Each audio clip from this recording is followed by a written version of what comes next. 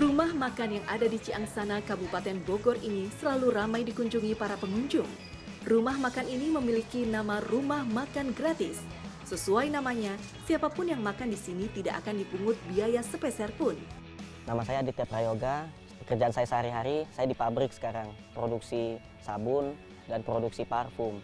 Kita menyiapkan itu 300 porsi per hari. Buka jam setengah 12, kadang jam 11, terus tutupnya sampai jam 5. Alhamdulillah setiap hari habis. Pedoman hidup saya adalah saya ingin belajar banyak hal tentang kehidupan.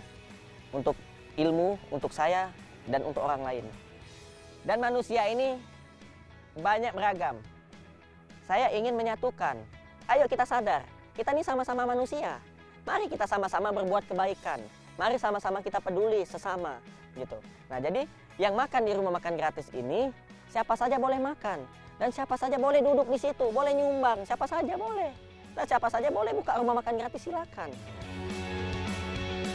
Rumah makan yang hadir setiap hari Senin hingga Jumat ini memang terbuka untuk siapapun tanpa memandang suku dan agama.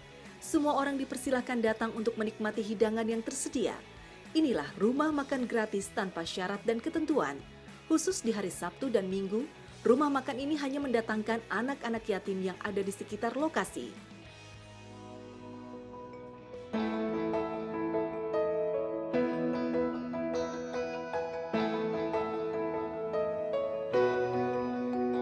Aditya Prayoga sengaja membangun rumah makan gratis sebagai bentuk pertolongan kepada sesama. Hal ini berawal dari pengalamannya ketika merasakan kesulitan hidup sampai tidak sanggup membeli makanan. Aditya tidak ingin orang lain juga merasakan kesulitan yang ia hadapi seperti dirinya dulu. Kaifa ta'funa billahi wa kuntum amwatan fa ahyakum. Waktu itu saya habis sholat subuh di masjid, saya jalan kaki. Jalan kaki ke masjid, saya melihat seorang nenek-nenek sedang bawa karung, rongsok. Dia jalan itu pincang-pincang kakinya, kencot-kencot. Saya lihat dia sakit. Setelah saya antar pulang si nenek, ada orang lagi jemur pakaian di depan rumah si nenek. Saya tanya, "Bu, maaf, saya mau numpang nanya. Ini nenek saya lihat ketemu di masjid.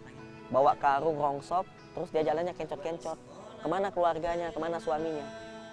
Si ibu jawab, "Iya Pak, nenek ini hidupnya sebatang kara. Suaminya nggak ada, suaminya nggak ada, anaknya nggak ada. Akhirnya dia memaksakan diri untuk selalu bekerja cari rongsok. Karena kalau dia tidak kerja cari rongsok, dia nggak bisa makan." Saya langsung pulang ke rumah, jalan kaki. Saya pulang ke rumah itu, saya nangis. Saya bilang ke istri saya, "Dek, pokoknya dari sini ke depan kamu harus masak yang banyak. Kalau nggak ada uang juga nggak apa-apa. Pokoknya masak yang banyak. Kita bungkusin, kita anterin makanan ke rumah nenek-nenek. Ada nenek-nenek hidup sebatang kara lagi sakit. Kasihan." Sejak saat itu ia berpikir bahwa tak hanya dirinya yang merasakan kesulitan. Hingga secara spontan ia langsung menjual motor kesayangannya demi membangun rumah makan gratis tepat di halaman rumah kontrakannya. Atas izin Allah Subhanahu wa Ta'ala, rumah makan gratis kini telah berjalan selama 2 tahun lamanya dan terus diperbaiki agar lebih layak. Yang pertama kali saya ngontrak. Nah, terus depan rumah itu ada halaman, saya buka di depan halaman saya, depan halaman rumah saya. Dan alhamdulillah makin lama makin banyak yang makan. Akhirnya Pak RT menyarankan bukanya di aula kampung, dan itu boleh dipakai tempat serbaguna, apalagi tempat makan kan boleh. Nah, setelah 7 bulan berjalan, akhirnya saya pindah dari situ. Saya pindah ke Kampung Pabuaran Kulon. Nah, saya dapat tawaran tanah gratis, tapi bangunan dari saya gitu. Saya bangun sendiri itu. Karena saya lihat kondisi rumah makan gratis pada waktu itu yang saya bangun pakai terpal, pakai bambu, terpalnya bolong-bolong. Jadi orang makan itu kehujanan, bocor, bajunya basah. Akhirnya saya berpikir, bagaimana kalau misalkan rumah makan gratis ini saya perbaiki, saya renovasi biar lebih bagus, orang makan lebih nyaman. Tapi saya waktu itu memang benar-benar lagi diuji, jualan saya sepi. Saya memang lagi nggak ada rezeki waktu itu. Nah, akhirnya saya jual motor saya. Saya jual motor saya, laku 7 juta. Saya kasih istri 1 juta, 6 juta saya beli besi, saya beli material. Akhirnya saya bangun lah lebih besar lagi pada waktu itu. Dan alhasil alhamdulillah sekarang rumah makan gratis, udah ada yang bantu. Sekarang lokasinya di pinggir jalan raya, sudah banyak yang makan. Tempatnya lebih besar, makin nyaman, lebih luas, dan makin komplit. Ini pengalaman kerja sampai mau nangis nih ya. Apa namanya tuh? Nah waktu itu nggak ada dana sama sekali Bu, cuman ada beras sama apa tuh bumbu-bumbu sedikit Bu ya. Jadi kita gimana supaya jangan sampai ngutang. Ibu bilang gitu sama anak, jangan sampai kita ngasih orang makan jangan sampai ngutang pokoknya. Apa adanya aja deh gitu. Jadi dibikin nasi goreng. Alhamdulillah enak juga tuh Bu, kasih bawang, kasih cabai ya. Itu kasih kecap, udah itu nikmat, udah banget itu. Udah enak banget gitu. Jadi alhamdulillah ada hamba Allah juga ngasih gitu Bu, ngasih lauk lagi, subhanallah gitu. Jadi kan bertambah gitu. Itu pengalaman ininya sangat miris gitu. Saya tadinya tidak baca, saya lewat, tapi sama orang-orang yang makan saya diteriakin, dipanggil, Pak, mampir makan, Pak, mampir makan. Lalu hari ketiganya saya berhenti, saya makan. Lalu saya makan, saya bertanya dalam orang-orang yang ada di situ, ini dalam rangka apa gitu. Kok gratis gitu loh. Apakah ada ikut salah satu partai katanya, oh tidak Pak. Apakah harus salah satu agama? Oh tidak Pak katanya, bebas tanpa syarat, Bapak makan aja. Gitu.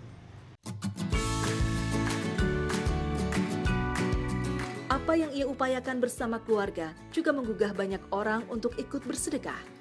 Salah satunya adalah Pak Kusnen, seorang pedagang nasi Padang yang hampir tiap hari menyediakan lauk pauk untuk rumah makan gratis. Tindakan Pak Kusnen juga diikuti para donatur lainnya yang tergerak untuk turut membantu. Yang makan kebanyakan dari golongan kurang mampu ya Mbak. Jadi fakir miskin, anak yatim, terus tukang ojek. Yang jelas kita tergugah lah untuk ikut bersedekah.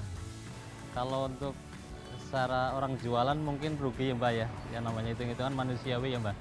Tapi kalau saya untuk ikut bersedekah, lillahi ta'ala, balasan Allah pasti lebih dahsyat.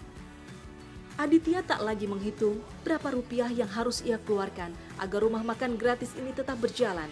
Yang ia pahami, ia harus bekerja keras agar lebih banyak orang yang terhindar dari kelaparan.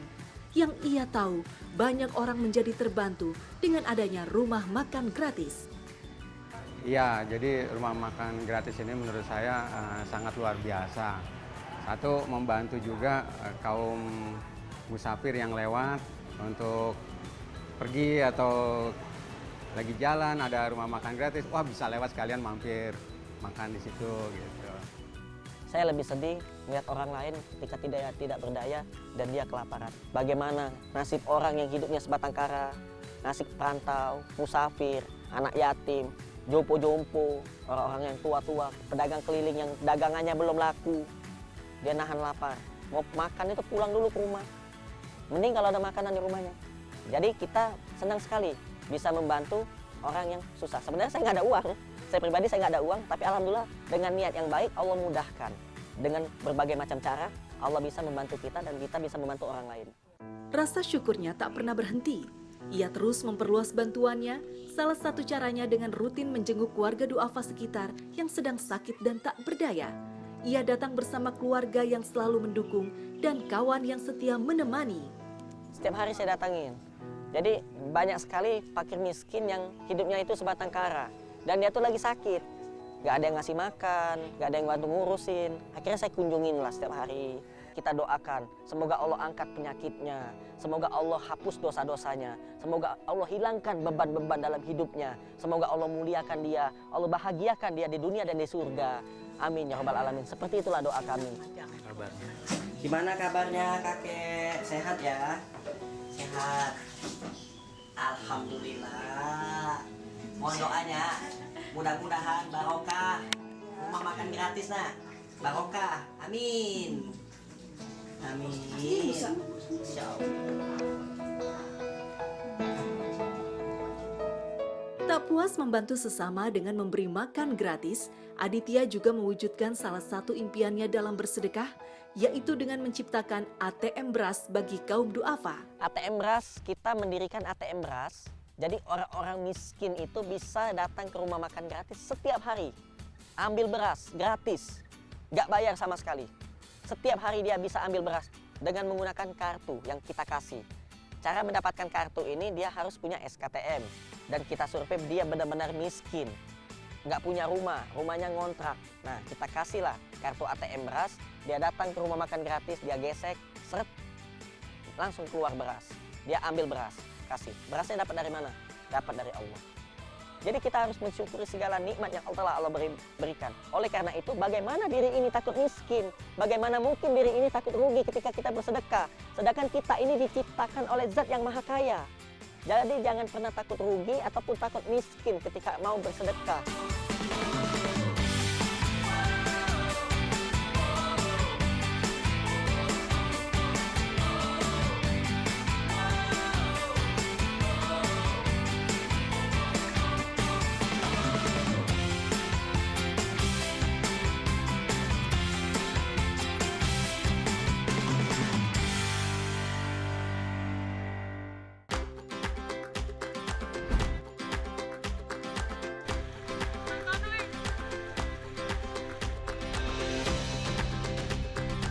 Hidup adalah perjuangan, namun perjuangan bukanlah untuk mencapai kesenangan semata. Bahkan untuk mencapai keridhaan dari Sang Maha Kuasa, asa harus tetap terjaga. Itulah prinsip hidup seorang Qoyimah yang berjuang tanpa henti hingga merasa tak ada kesengsaraan yang perlu ditangisi. Pekerjaan saya yang sekarang mencari rongsok. Yang dulu pernah mencoba jualan di rumah, tapi karena nggak punya uang untuk untuk tambah-tambah modal itu, makanya lama-lama uang habis, barang habis. Tapi lalu saya banting setir, saya dengan tekad yang bulat, tidak malu-malu saya mencari rongsok keliling di kota Yogyakarta. Nanti kalau ada kelebihan saya mohon halal dan ikhlasnya ya, biar barokah.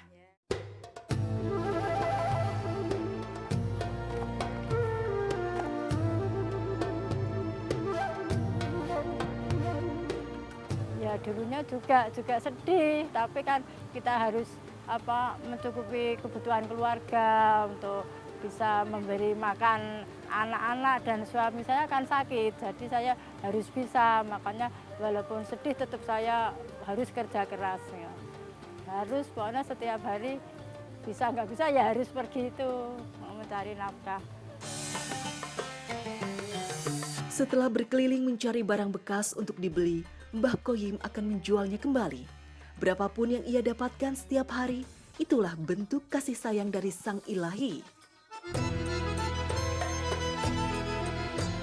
Di tengah kesederhanaan hidup yang ia jalani, Mbah Qoyim bertekad untuk tetap berbagi, bukan dengan harta benda, melainkan dengan ilmu yang ia dapatkan saat dulu kala.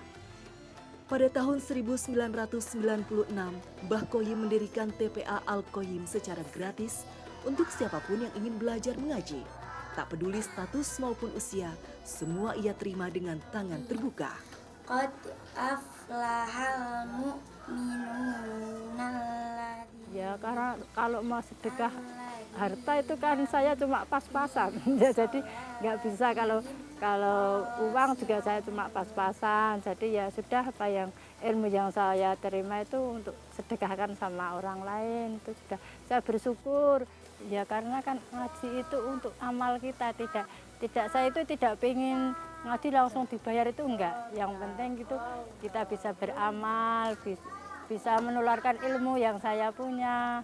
Kalau saya ingin punya uang ya saya harus berusaha dengan kerja. Jadi saya itu sudah mantep, tidak minta upah untuk ngaji itu. Pokoknya sudah saya nawa itu bismillah. Meski usia tak lagi muda, semangat Mbah Qoyim tak pernah reda. Bahkan ilmunya disampaikan dengan suasana bergembira. Tidak hanya mengaji di rumah, seringkali ia mengajak murid-muridnya sambil bermain di alam terbuka. Itu semata-mata hanya untuk semua anak biar semangat dalam ngajinya. Ayo kita ngaji, kalau nggak berangkat ngaji besok nggak diajak ke sana, nggak diajak piknik gitu. Jadi anak langsung semangat ngaji.